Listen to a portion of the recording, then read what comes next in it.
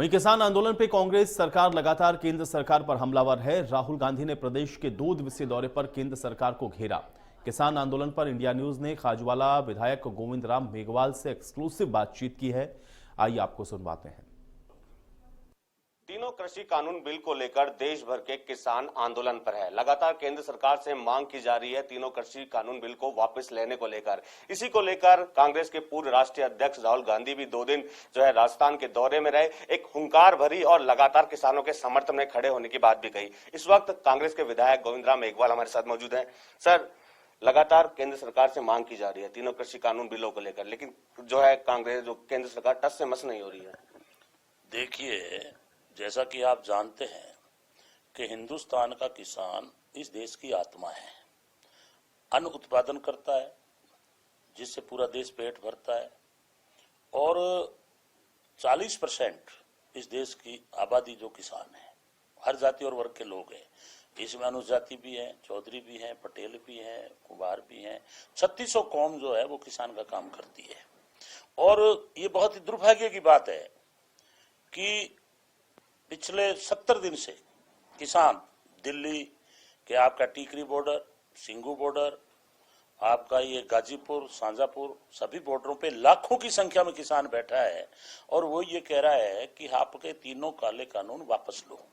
वो कुछ डिमांड नहीं कर रहा है, वो मात्र ये कह रहा है कि नरेंद्र मोदी जी, आपने जो संसद में बिना बहस किए ये काले कानून बनाए हैं, इसमें हमारी कृषि का चौपट हो जाएगा, पूंजीपतियों के हाथ में चली जाएगी, हमारा मंडी सिस्टम खत्म हो जाएगा और पूंजीपति स्टोरेज करके हमसे सस्ते दाम पर लेकर के हमें ही महंगा बेचेंगे।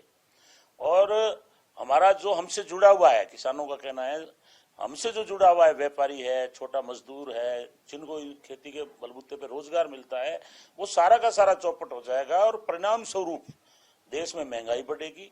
और जो किसान जो अपने आप को आज कहता है कि मैं खेत का मालिक हूँ, अन्नदाता हूँ, अनाज उत्पादन करके पूरे देश को देता हूँ, वो वहां बिल्कुल गुलाम की स्थिति में हो जाएगा। और यदि वो गुलाम बन जाएगा, उनके हाथ से खेती चली जाएगी, तो आने वाले समय में उनकी आर्थिक स्थिति बिल्कुल बिगड़ जाएगी। और जो ये पूंजीपतियों का इसमें एक धारा डाली हुई इकरार होगा खेत का, उससे एक दिन उनकी वो जमीन चली जाएगी। और जो डेमोक्रेसी में 15AA के तहत और जो कानून के तहत इनको खातेदारी जमीन का हक मिला है, वो हक खत्म हो जाएगा। और पूंजीपति जो धीरे धीरे इकरार करके इनको कर्जा देगा, वो कर्जा उतरेगा नहीं और हालत ये हो जाएगी कि इनके हाथ से जमीन चली जाएगी। इन सारे कानून को समझ करके और किसान लाखों की संख्या में आजादी के बाद पहली बार इतनी भारी संख्या में आकर के और आंदोलन कर रहा है। और मुझे दुख इस बात का है कि आज कम से कम 200 किसान शहीद हो चुके हैं, खत्म हो चुके हैं, कई लोग सुसाइड कर चुके हैं, कई लाठीचार्ज में खत्म हुए हैं, कईयों को गोली लग गई। और उसके बावजूद भी नरेंद्र मोदी जी जो पूंजीपतियों की कठपुतली के रूप में सरकार चल रही है, ये पूरे देश का जो इतनी बड़ी जमीन है, इतना बड़ा बिजनेस है, जिसमें लाखों लोगों को रोजगार मिलता है, लाखों लोग उत्पादन करते हैं, ये 2 आदमियों के हाथों में देना चाहते हैं कृषि बिजनेस को, अडानी और अंबानी। क्योंकि इन्होंने अपने चुनाव में भारी इनसे चंदा लिया है, पूंजीपतियों से इनका कमिटमेंट है। इसलिए एक तरफ तो किसान है, देश की जनता है, और एक तरफ 2 पूंजीपति है। और दुर्भाग्य की बात है कि जब से सत्ता में आए हैं, इन लोगों ने नोटबंदी करके पूरी अर्थव्यवस्था बिगाड़ दी। 2 नंबर के पैसे इन्होंने 1 नंबर के कर लिए। जियो धन धनाधन चलाया, उसके अंदर लाखों आईडी इकट्ठी करके, फ्री का झांसा दे करके लाखों आईडी इकट्ठी की। और उसमें भी अडानी और अंबानी ने जो 2 नंबर का रुपया था वो बैंकों के माध्यम से उठाया गया। नोटबंदी के अंदर 700 करोड़ का रुपया, जहां अमित शाह जी अध्यक्ष थे गुजरात में, कोऑपरेटिव सोसाइटी के, उसमें इनका लेन देन हुआ। अगर आप इनका देखेंगे हालात, तो ये सरकार शुरू से ही हिंदू और मुसलमान के नाम पे लोगों को लड़ाने का काम कर रही है।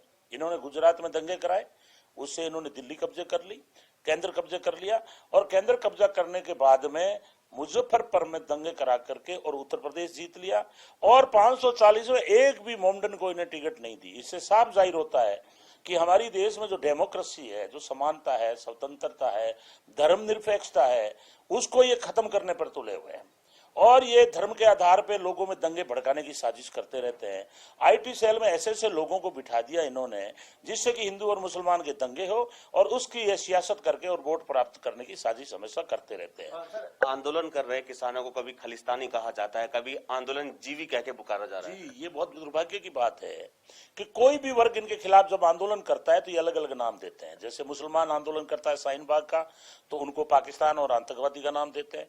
जब सरदार आ गया जिन्होंने 1917 में इस देश को बचाने के लिए संघर्ष किया मुगलों से, आज उन्हीं के ऊपर ये आरोप लगा के उनको खालिस्तान का नाम दे दिया। कोई दलित आता है तो उनको ये खाली उसका नक्सली का नाम दे देते हैं और जो इनका सहयोग करते हैं उनको आंदोलन जीवी, परजीवी। तो इसका मतलब ये है कि कांग्रेस ने 60 साल राज किया है और बीजेपी ने आंदोलन खूब किए हैं, तो वो भी फिर इसी की संज्ञा से पुकारे जाएंगे आंदोलन जीवी, परजीवी। और इन लोगों ने अर्णव गोस्वामी जैसे ऐसे पत्रकार तैयार कर लिए कि वो पुलवामा के ऊपर ये कहता है, जश्न मनाता है। बालकोट की घटना हुई वो 2 दिन पहले ही कहता है कि कोई एक बहुत बड़ा करिश्मा होने वाला है। बीजेपी प्रदेश अध्यक्ष सतीश पूनिया ने कहा है कोई कांग्रेस की खाट तोड़ रहा है तो कोई खाट खड़ी कर रहा है। ये तो एक संयोगबद्ध बात है कि कई बार स्टेज टूट जाते हैं, कई बार ये अडानी और ये अपने ये जो मोदी जी आपके ये अमित शाह जी मीटिंगें करते हैं, संख्या ज्यादा होती है तो स्टेज टूट जाता है। तो कई बार क्या कि मान लो खाट पे मान लो 5 की जगह कोई 7 आदमी बैठ गए, जब नेता आते हैं तो होड़ लगी रहती है बैठने की, तो बैठ गए। तो ये तो एक मामूली सी प्रक्रिया है, इनके पास यही वो है चुटकुले, इसके अलावा इनके पास कुछ भी नहीं है। ये तो कहीं भी कैसी भी छोटी मोटी घटनाएं होती रहती है, इससे कौन सा मुद्दा बढ़ने वाला है। चूंकि इनके पास बोलने के लिए कुछ है नहीं, विकास के नाम पर कुछ है नहीं। इनके राज आने के बाद इन्होंने एक यूनिवर्सिटी नहीं खोली, एक मेडिकल कॉलेज नहीं खोला, एक कारखाना नहीं खोला, कोई रोजगार नहीं दिया।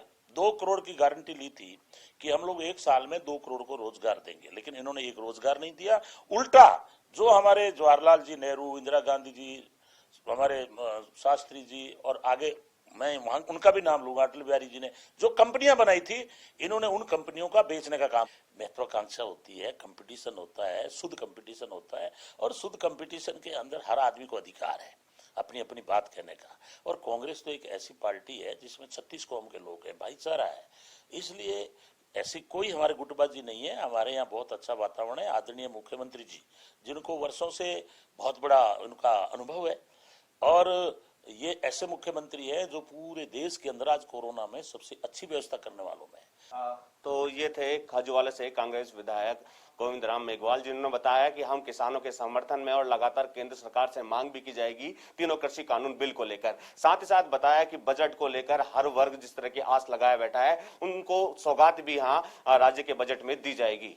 कैमरा पर्सन गिरीश के साथ मैं बसंत, इंडिया न्यूज जयपुर।